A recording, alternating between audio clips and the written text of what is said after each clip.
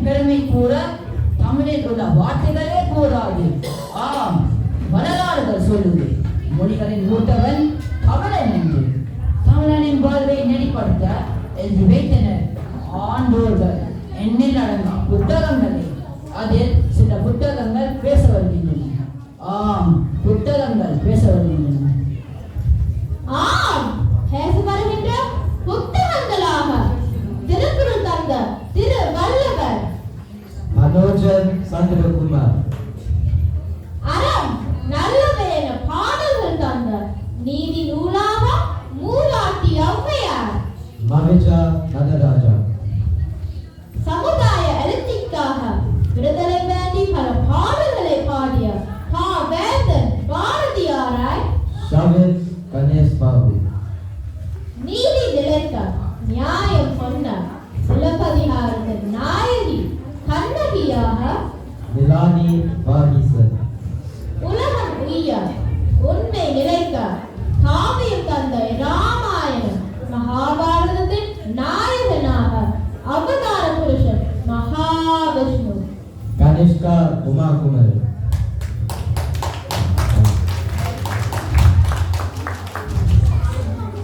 இந்த நூல்களை ஓதலை வேண்டும் அறிந்து தெரிந்து கொண்ட மாணவர்களாக நித்திலன் நித்யகுமார், தேனகா பத்மகமலன், நிருஷன் அலனேஸ்வரன்,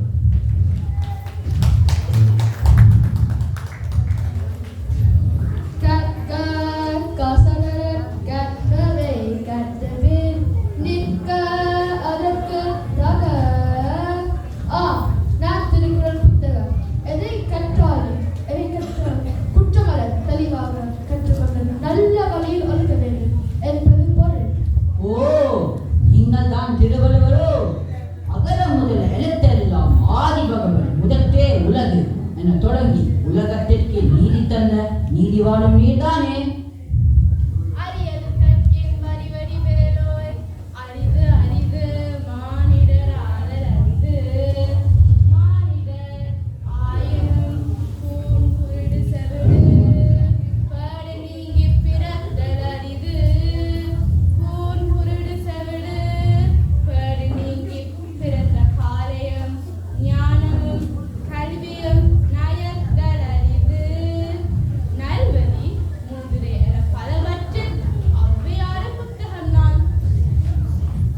ஓஹோ, நீங்கள் தான் அவ்வை பாட்டியோ.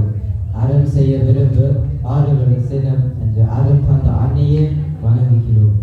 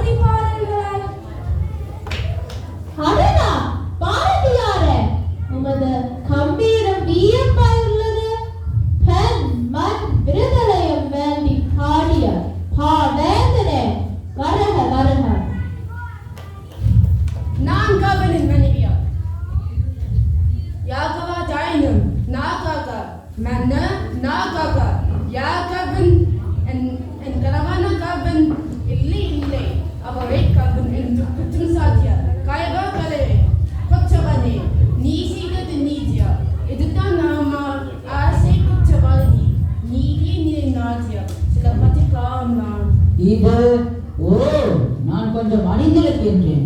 தவறு செய்பவர்கள் தண்டிக்கப்பட வேண்டியவர்கள் தான் என்பதை வலியுறுத்தி காவியம் தந்த சாதி இளங்கோவடிகளின் நீதி தேவதை அல்லவா? கடமையை செய், பலனை எதிர்பாராதே. எது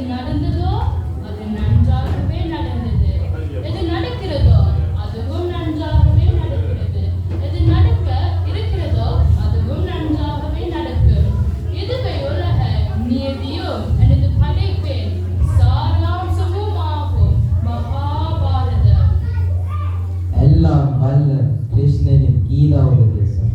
இது அவதார புருஷன் மகாவிஷ்ணு. ராமாயணத்தில் நாயகன் அவனே, பாரத போரின் சூத்திரன மகனே மகாவிஷ்ணு. படகை துளைத்து கடலை புகழ்த்தி குறுக தரைத்த குரல் என்று அம்மை புகழ்ந்தாரே. ஆனால் இன்று அம்மை திரும்பி பார்ப்போம் அறிய விட்டாரோ? இல்லை இல்லை ஐயா, நாங்களும் திருக்குறள் படிக்கிறோம். ஒழுக்கம் விழுப்பம் தரலான், ஒழுக்கம் உயிரினும் ஓமப்படும். கண்ணுக்கு அணிகலம் கண்ணோட்டம், அதென்றே பொன்னென்று உணரப்படும். முயற்சி திருவினையாக்கும், முயற்சியின்மை இன்மை கொடுத்துவிடும். இது மிக மிக சப்பத்தானே. 133 அதிகாரங்கள், 1330 குறள்கள். இவை நீங்கள் கற்று தெளிந்தீரோ? இல்லை ஐயா இல்லை. என்ன முயற்சி செய்கிறோம்? நானும் தான் எத்தனை நூல்களை செய்யுகிறாய் பாடினேன். கொன்றை வேந்தன், ஆத்திசூடி, மூதுரை, நற்றினை, குறுந்தொகை என அடுக்கலாம். இவையெல்லாம் புரிந்து படித்து முடிக்கெடுக்கின்றன. அவ்வையே, உங்கள் செய்யுட்களை நாங்களும் படிக்கின்றோம். இனியது கேட்பின் தனினது வேலோய், இனிது இனிது அழகாகும் இனிது. அதனிலும் இனிது ஆதியை கொள்ளுதல், அதனிலும் இனிது அறிவின சேர்த்தல், அதனிலும் இனிது அறிவுள்ளோரை கனவிலும் கனவிலும் காண்பது காணும். ஆயிரம் பாடிலும் அரைவாசியின் இறைவேறினர் மற்றவையாகும் மடிந்து போனார். மனதில் உறுதி வேண்டும், வாக்கினிலே இனிமை வேண்டும், நினைவு நல்லது வேண்டும், நெருங்கிய கைப்பட வேண்டும். ஐயா ஐயா, எனக்கும் தெரியும். நானும் சொல்கிறேன் நீதியை. கனவு மேம்பாடு வேண்டும், கைவசமாவது விரைவில் வேண்டும், கனவும் இன்பமும் வேண்டும், தரணியில பெருமை வேண்டும். நீதி நிரட்ட பத்தினி தேவமானேன் நாம் சொன்னது விடுத்து உலகு அநீதிடம் நிறைந்து விட்டன, நீதிக்கு செத்து போய் விட்டன. புத்தகமின்றி நாம் கணனியில் படிக்கிறோம் தானே, அதற்குள் எல்லாம் குவிந்து கிடக்கிறது. ஆமாம், புத்தகங்களை மூடிவிட்டு கணனி என்று சிறைக்கு நம்மை பூட்டிவிட்டு ஒரு சில பக்கங்களை தானே புரட்டுகிறீர்கள். ஆமாம், உண்மை உண்மை. நாங்கள் புழுதி படிந்த மூலைகளுக்குள் கிடக்கின்றோம். சமுதாயங்கள் சீரழிந்து போகிறது. மீட்டி பாருங்கள், மேலெழுந்து நில்லுங்கள். உலகம் உய்ய வழி சொல்ல உயர்ந்திருந்தது சமூகம். இன்று அம்மை திரும்பி பார்ப்போம் எங்கே கசங்கி கிடக்கிறோம். இல்லை ஐயா இல்லை, நாங்களும் படிக்கின்றோம். ஆனாலும் மிக மிக சொற்பம் தான். ஆமாம், நாம் பரீட்சையில் எழுத வேண்டும் அல்லவா? எல்லோரும் கொஞ்சம் கேளுங்கள். நாங்கள் எல்லோருமே நல்ல சொல்லும் நல்ல புத்தகங்கள். உங்களை புறக்கணிக்காதீர்கள். முழுமையாக படித்து கொண்டிருங்கள். நல்ல நூல்கள் வாழ்க்கை நல்ல வழியில் கொண்டு செல்லும்.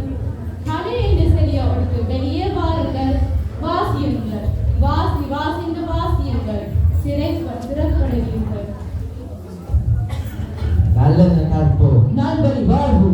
நாம் பிரஜைகளாய் உயர்ந்து நிற்போம். கடமையை செய்யுங்கள், பலன் தானாகவே கிடைக்கும். அன்று உலகமும் உய்வடையும். ஆம், எங்கள் தாய்மொழி தமிழ். அந்த தமிழ் தந்த நல்ல நூல்கள் குவிந்து கிடக்கின்றன. நூலக